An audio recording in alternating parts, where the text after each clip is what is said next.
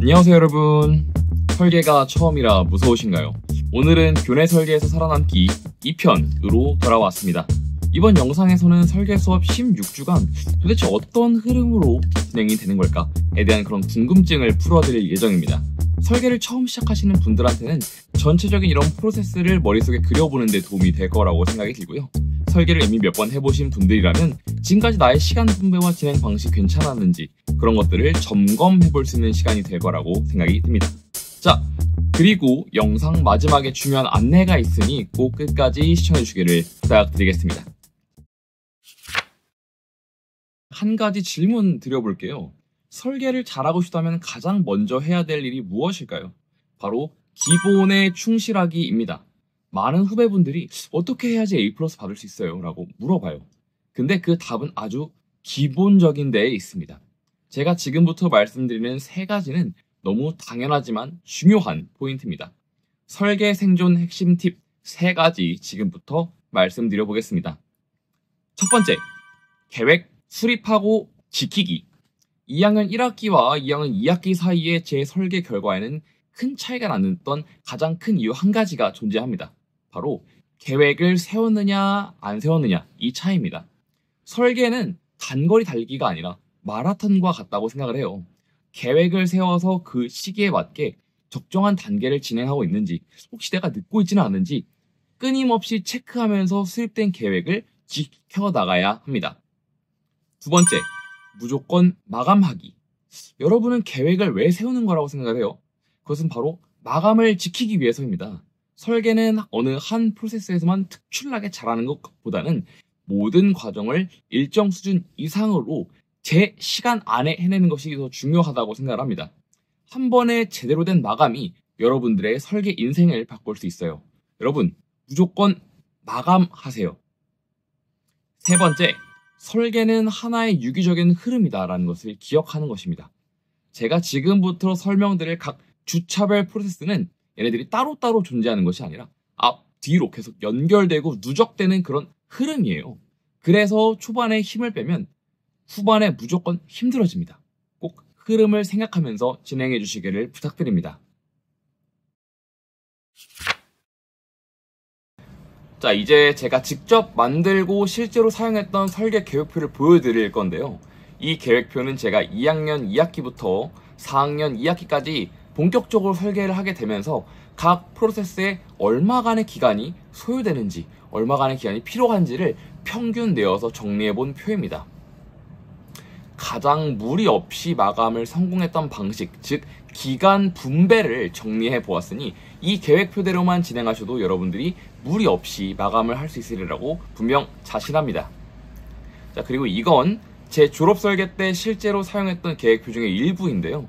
마감이 가까워지면 계획이 1단위로까지 쪼개지게 됩니다. 자, 여러분 중요한 것은요, 한 과정에 너무 빠져있지 말고 내가 계획이 좀 느리다 싶으면 바로 다음 단계로 넘어갈 수 있어야 한다는 것입니다.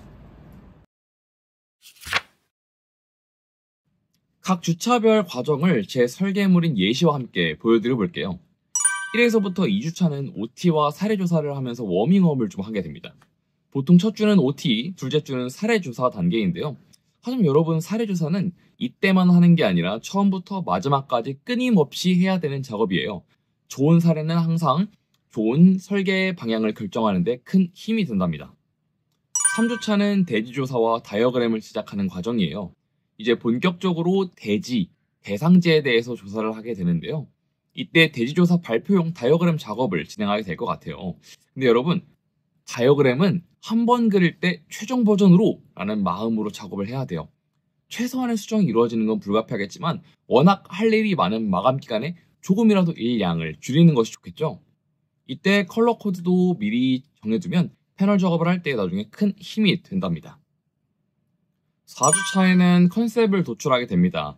사례조사와 대지조사를 바탕으로 본격적으로 논리적인 컨셉을 도출해 나가야 되는데요.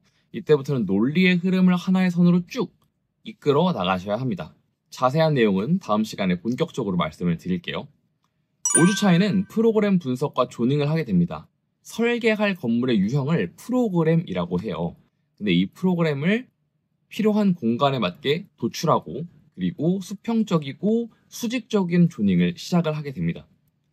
쉽게 말씀을 드리자면 전체적인 공간의 흐름을 스케치처럼 굉장히 간략하지만 내가 뭘 하고자 하는 건지 딱 보이게끔 명확하게 보이게 하는 작업을 바로 프로그램 분석과 조닝 작업에서 하는 거라고 이해하시면 됩니다.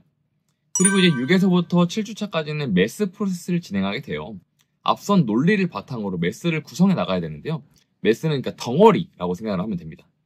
프로그램 분석과 조닝을 통해서 앞서 잡아둔 그런 공간의 흐름을 이때부터는 모델링과 그리고 모형 작업을 병행하면서 형태를 실질적으로 만들어 나가는 단계를 매스 프로세스 작업이라고 합니다.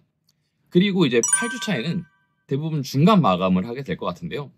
이 시점에서 내 자신이 어디까지 왔는지를 점검하는 것이 굉장히 중요합니다. 본인의 설계 과정을 점검을 하면서 일정표에 따라 올바르게 진행이 되고 있는 건지 혹은 논리의 흐름은 어색하지 않은지 꼭 한번 체크를 해야 됩니다.